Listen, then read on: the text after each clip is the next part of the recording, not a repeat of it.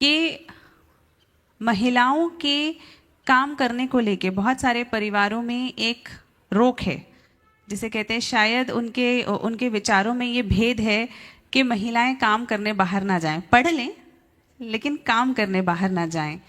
तो क्या अध्यात्म के थ्रू इसका भी कोई एक सॉल्यूशन निकल सकता है?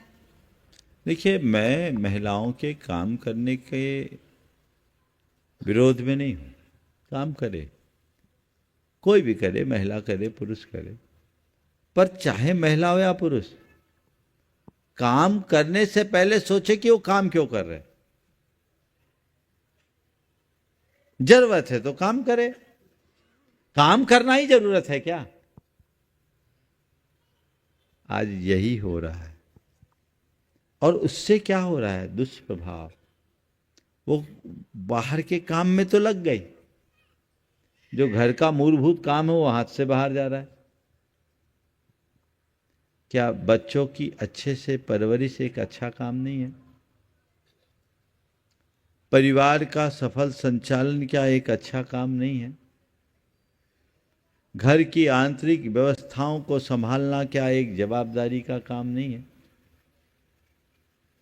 अपने धार्मिक, सामाजिक, सांस्कृतिक परंपराओं को आगे प्रवाहित करना क्या हमारी जिम्मेदारी नहीं है?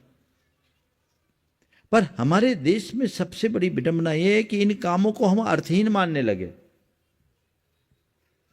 अगर कोई गृहिणी इन कामों को करती है तो उसको ज्यादा महत्व नहीं भी दिया जाता, उसको कम समझते हैं। मानसिकता बदलना चाहिए। उनको ये समझना चाहिए कि पुरुष बड़े बड़े प्रावधान प्रस्तुत कर सकता है, पर घर की आंतरिक व्यवस्था जितने अच्छे से एक महिला कर सकती है, पुरुष नहीं कर सकता। ये जन्मजात कौशल आप सबके पास प्राप्त है। तो अगर कोई गृहिणी ये कार्य करती है तो उसकी सराहना होनी चाहिए, उसको सम्मानित करना चाहिए, उसको प्रोत्साहित करना चाहिए। काम करने के लिए जब जरूरत है तो काम करे। पर यदि घर के पुरुष काम करने में पूरी तरह समर्थ है और उससे घर की सारी सुव्यवस्था चल रही है, तो ये तो पार्टनरशिप है। पहले तो दंपति कहलाते, तब तो लाइफ पार्टनर कहने लगे। तो मैं कह रहा हूं ठीक है, वो काम बाहर का संभाले, तुम भीतर का संभालो, हिसाब बराबर। लेकिन वही केयर इकोनॉमी को कोई इतनी रिस्पेक्ट नहीं देता। वो सोच बदलनी चाहिए। उसका परिणाम है कि बच्चे आयाओं के भरोसे पल रहे हैं, और आज के समय में बच्चे माँ बाप के हो ही नहीं पा रहे। पूरी पश्चिमी बातें लोगों के मन में हावी हो गए। एक समय था जब बच्चे अपने माँ बाप के प्रति समर्पित रहते थे। आज देख लीजिए बच्चे कहाँ माँ बाप के।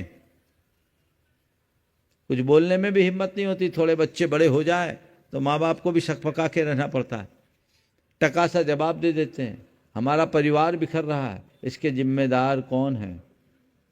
केवल भौतिक समृद्धि ही समृद्धि नहीं है। काम कीजिए। हमारे यहाँ महिलाओं के लिए कला गुणों में निपुणता की बात शुरू से की गई। भगवान ऋषभदेव ने ब्राह्मी सुंदरी को पहले पढ़ाया। पढ़ाया कि नहीं पढ़ाया? अक्षर और अंक विद्या किसको मिला? भरत और बाहुबली को कि ब्राह्मी और सुंदरी को? ब्राह्मी सुंदरी को पढ़ाया। कई युद्ध विद्या में पारंगत थी कि नहीं थी, पर युद्ध लड़ी क्या? जब जरूरत पड़ी तो अपना कौशल दिखाया। जब सब दूसरे संभाल रहे, मुझे जरूरत क्या? लेकिन जब जरूरत पड़ी तो छक्के छुड़ा दी। झांसी की रानी अपने पति को खोने के बाद ना झांसी का राज संभाला, तो उसके अंदर युद्ध कौशल था तब ना। तो अपने अंदर कला गुणों को विकसित करना चाहिए, और जरूरत आ जाए तो दूसरों पर निर्भर न होने के लिए अपना काम संभालना चाहिए।